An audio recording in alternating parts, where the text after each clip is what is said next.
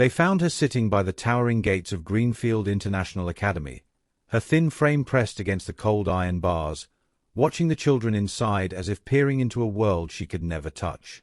The pristine uniform blazers, the polished shoes clicking against marble floors, the sound of laughter echoing from manicured playgrounds. It was all so close, yet impossibly far. She wasn't supposed to be there. Children like her belonged on the other side of Lagos, in the cramped streets where dreams were luxuries few could afford.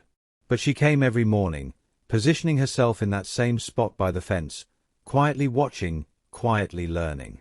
Before we dive in, I know many of you are watching from all corners of the world, brought together by a shared love for African stories. Drop a comment below and let me know where you're tuning in from. I'll be in the comments connecting with you. And if you're enjoying this kind of storytelling, a like and a subscription would truly mean a lot. The morning sun cast long shadows across Victoria Island as 13-year-old Mika made her way to the fence again. It was the same route she had taken for months, dodging the busy traffic of Ahmadu Bello Way, weaving through the street vendors setting up their stalls, and finally arriving at the imposing entrance of one of Lagos's most exclusive schools.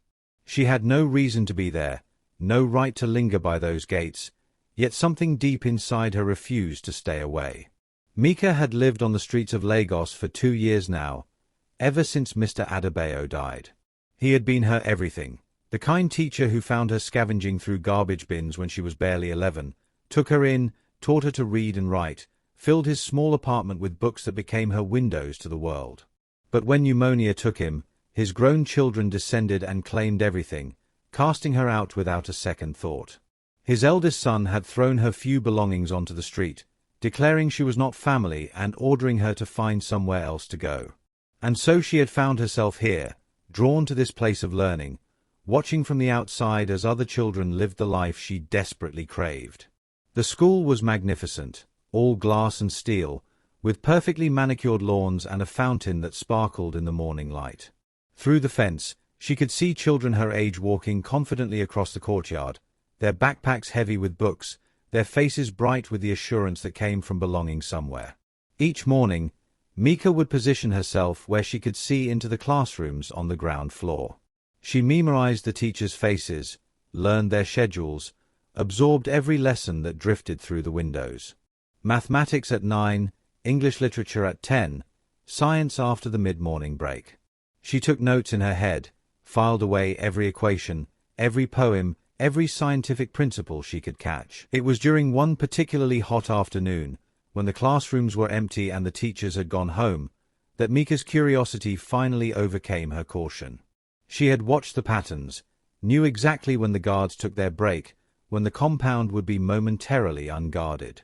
She slipped through a gap in the fence that she'd discovered weeks ago, a small space where the metal had bent just enough for someone as slight as her to squeeze through. The classroom was even more beautiful up close. Whiteboard markers that still worked, textbooks with unbroken spines, desks without graffiti carved into their surfaces. She ran her fingers over the smooth desk surfaces, imagining what it would feel like to sit here every day, to raise her hand and answer questions, to belong. She was so lost in her reverie that she didn't hear the footsteps until it was too late. A girl stood in the doorway, Linda, the lonely one from lunch breaks. But instead of screaming for security, Linda looked curious, almost pleased to have discovered her. Mika stammered an apology, backing toward the window she'd climbed through. She promised she wasn't taking anything, explained she just wanted to look. Linda asked who she was and if she had been watching their classes. Mika nodded, shame flooding her cheeks, admitting she knew she shouldn't be there, knew she didn't belong. Linda introduced herself and explained that she came back sometimes to finish assignments because the house was too quiet and her father was always working. She studied Mika's face with genuine curiosity, asking about this girl who watched their classes every day. Mika admitted she came daily, mentioning that mathematics was her favorite subject and praising how well Mrs. Okonkwo explained quadratic equations compared to any textbook she used to read. Linda's eyes widened with amazement that this girl knew about quadratic equations. What followed was an hour that would change both their lives forever. From that day forward, they met every afternoon after school. Linda would stay late, telling her driver she had extra tutorials, while Mika would slip through her secret gap in the fence. They would sit together in the empty classroom, Linda bringing her assignments and Mika helping her understand concepts that had seemed impossible just hours before. But it became more than just academic help. Linda began bringing extra lunch, sandwiches and fruit that she claimed she couldn't finish, though Mika suspected they were bought specially for her. Sometimes Linda would arrive with a bag containing clothes she said no longer fit, though they were clearly new and exactly Mika's size. Linda would explain that her father bought her too many things, and it seemed wasteful to just keep them in the closet. Mika treasured these gifts not for their value, but for what they represented: friendship, caring, the simple joy of having someone who wanted to spend time with her. In return, she gave Linda something just as precious: patient tutoring, interesting conversations about books and ideas, and most importantly, genuine companionship. Their friendship blossomed in those quiet afternoon hours. Linda's grades began to improve dramatically, something that didn't go unnoticed by her teachers or her father. But success has a way of drawing attention, and attention was the last thing their secret friendship needed. It started with Linda staying later and later at school. What had been an extra hour became 2, then 3. Her driver would wait patiently in the car park, checking his watch and wondering why a 13-year-old needed so much time for tutorials. Chief Tony began to notice too. His daughter, who used to rush home to spend time with him during his brief breaks between meetings, now seemed reluctant to leave school. When he questioned her about it, she gave vague answers about extra study sessions and additional help from teachers. When he pressed about which teacher was helping her stay so late, Linda replied quickly that it was different ones, depending on the subject. But Chief Tony hadn't built a business empire by accepting vague answers. His instincts, honed by years of dealing with evasive business partners and unreliable employees, told him something wasn't quite right. It was on a rainy Thursday afternoon that everything came crashing down. Chief Tony had left his office early, intending to surprise Linda by picking her up from school personally rather than sending the driver. He had been feeling guilty about their limited time together lately and wanted to take her for ice cream, perhaps visit the bookstore she loved on Victoria Island. He arrived at Greenfield Academy just as the official school day was ending, expecting to find Linda waiting by the main entrance with the other students whose parents were collecting them. But she wasn't there. He waited 10 minutes, then 20, growing increasingly concerned. Finally, he decided to look for her himself. Following the sound of voices, Chief Tony made his way toward the academic block.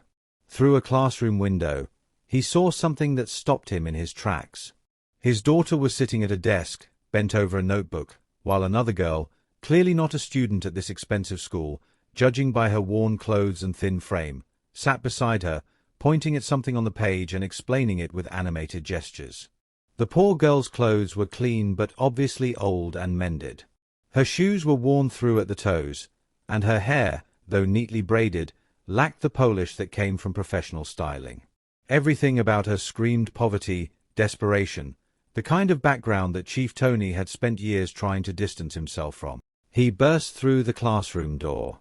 Both girls jumped, Linda's notebook falling to the floor. Mika scrambled to her feet, eyes wide with terror, while Linda stood frozen in shock. Chief Tony demanded to know the meaning of what he was seeing. Linda tried to explain, but he cut her off, his voice echoing off the classroom walls. He questioned how she had been lying to him for months, how she had been associating with this girl, demanding to know where the girl had even come from and how she had gotten into the school. Linda declared that Mika was her friend, explaining that she was brilliant and helped with homework. Chief Tony laughed harshly, telling Linda she didn't understand, that this girl was using her, probably stealing from the school or even from Linda herself. He stated that these street children were all the same. Linda protested that he was wrong, insisting that Mika had never taken anything and only wanted to learn, declaring she was smarter than anyone in her class. But Chief Tony wasn't listening. His attention had turned to Mika, who stood trembling by the window, clearly looking for an escape route. He confronted Mika about how she dared to sneak into this school and take advantage of his daughter's kindness.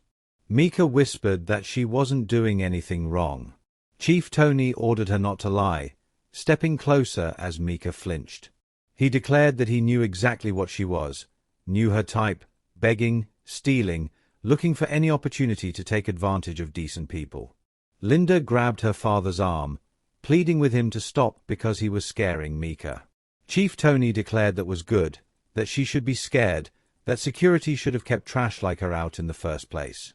The word trash hit Mika devastatingly. She had been called many things in her short, difficult life, but hearing it from someone who clearly had the power to destroy her completely was crushing. Tears sprang to her eyes. He ordered her to get out of the school and stay away from his daughter, threatening to call the police and have her arrested for trespassing if he saw her there again. She ran as if her life depended on it, Chief Tony's cruel words echoing in her mind. Behind her, she could hear Linda's sobs growing more desperate, but she didn't turn back. She couldn't. The humiliation was too complete, the rejection too final. Linda called after her, but Mika kept running until the sound faded into the busy noise of Lagos traffic. Linda refused to eat dinner, refused to talk, and went to bed without saying goodnight. The second day was the same. And the third. By the fourth day, Linda wasn't just refusing to go to school, she was refusing to eat as well. Mrs. Bello, the housekeeper who had been with them since Linda was small, informed Chief Tony that Linda was not well. Chief Tony sat in his study that evening, thinking about his own childhood. He had grown up in Mushin, one of the poorest neighborhoods in Lagos, where children fought over scraps of bread and education was a luxury few could afford. His own father had died when he was 12, leaving his mother to raise 4 children on what she could make selling groundnuts on the street corner. It was Mr. Emmanuel who had saved him. A teacher at the local primary school who noticed young Tony's hunger for knowledge, who stayed after school to give him extra lessons, who eventually helped him secure a scholarship to secondary school and then university. Mr. Emmanuel, who saw potential in a poor boy from Mushin when no one else bothered to look. His own words came back to haunt him. He had told a girl who reminded him uncomfortably of his younger self, brilliant, hungry for knowledge, desperate for a chance, that people like her didn't belong in places like this. When had he become the kind of person who looked at a poor child and saw only problems? When had he forgotten what it felt like to press your face against the gates of opportunity, hoping for just a glimpse inside? The rain was coming down harder now, drumming against the windows of his study with increasing intensity. Somewhere out in that storm was the girl his daughter loved, the girl he had called trash, the girl whose only crime was wanting to learn and befriend his lonely daughter. The thought of her out there in this weather, homeless and hopeless because of his cruelty, made him feel sick. Chief Tony stood up abruptly, grabbing his car keys and jacket. Mrs. Bello appeared in the doorway, expressing concern about where he was going in this weather. He replied simply that he was going to fix a mistake. The streets of Lagos were treacherous in the rain.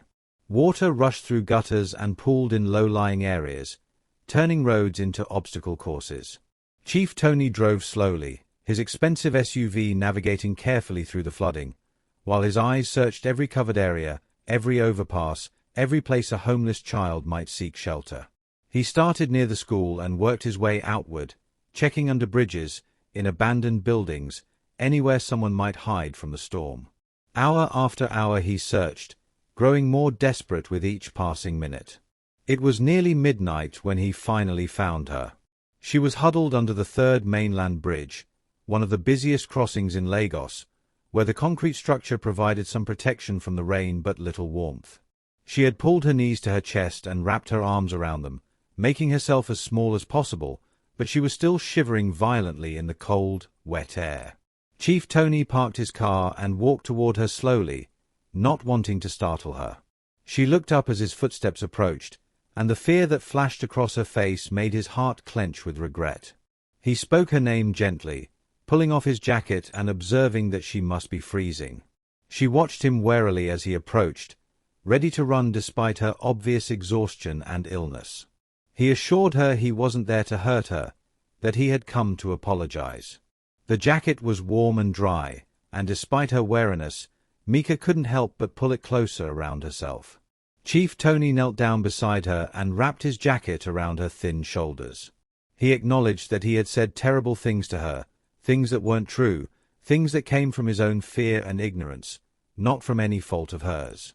Mika didn't respond, but she didn't pull away when he sat down beside her on the damp concrete. He told her quietly that Linda hadn't eaten in 4 days, wouldn't go to school, cried all night, and missed her terribly. At this, Mika's composure finally broke. She whispered that she missed Linda too, that Linda was her first real friend and she never wanted to cause problems for her.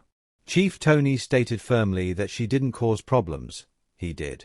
He had let his own prejudices blind him to what she really was, a brilliant, kind young woman who made his daughter happier than she'd been in years. They sat in silence for a moment. The rain was beginning to lighten, and the first hint of dawn was appearing on the horizon. Chief Tony stood up and extended his hand to Mika, asking what she said and if she would come home with him. Mika looked at his outstretched hand for a long moment, then slowly reached out and took it. The drive back to Chief Tony's house on Ikoyi Island was quiet, both of them lost in their own thoughts. Mika stared out the window at the expensive neighborhoods they passed through, trying to imagine herself actually living in such places. When they pulled through the gates of the Adebayo compound, Mika gasped. The house was even more impressive than Greenfield Academy, with its sweeping driveway, perfectly manicured gardens, and architecture that spoke of wealth and power. She whispered that it was beautiful. Mrs. Bello met them at the door, her face lighting up with relief when she saw Chief Tony had returned safely from his night-long search. She started to express her worry but stopped short when she saw Mika, taking in the girl's wet clothes and obvious exhaustion. Chief Tony introduced Mika, explaining that she would be staying with them from now on. He asked Mrs. Bello to prepare the guest room next to Linda's and perhaps find some dry clothes for Mika. Mrs. Bello agreed immediately, her years of experience allowing her to adapt quickly to unexpected situations. She told Mika with motherly warmth to come along so they could get her cleaned up and into something dry. But before they could leave, there was a commotion on the stairs. Linda appeared, her hair disheveled from sleep, her face pale from days of refusing food. She started to mention hearing the car but stopped mid-sentence when she saw Mika standing in the foyer, still wrapped in Chief Tony's jacket. Linda spoke Mika's name and for a moment, they just stared at each other. Then Linda ran down the remaining stairs and threw her arms around her friend, both girls crying with relief and joy. Linda sobbed apologies about what her father had said, explaining that she had tried to find Mika but didn't know where she lived. Mika whispered back that it was okay, that she was okay.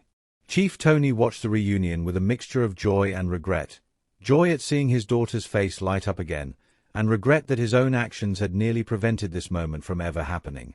He told the girls gently that Mika was going to be staying with them permanently.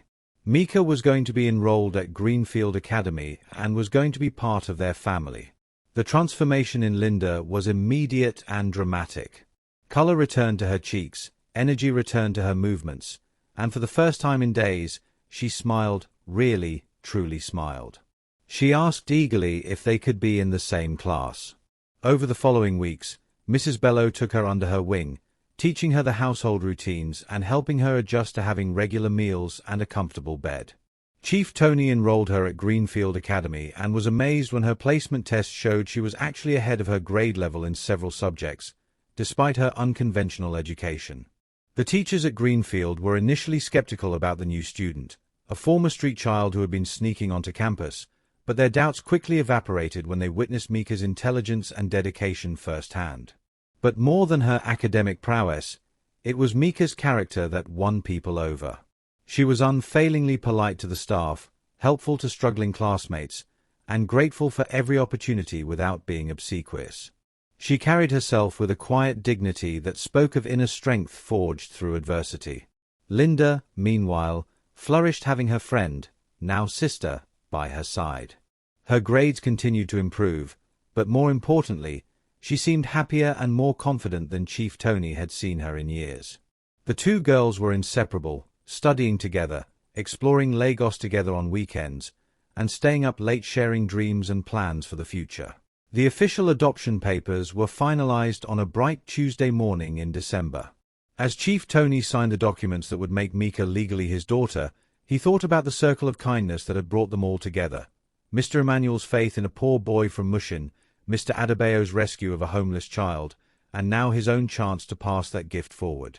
That afternoon, Linda and Mika walked to school together, not as secret friends meeting across a fence, but as sisters walking hand in hand through the same gates, toward the same classrooms, into the same bright future.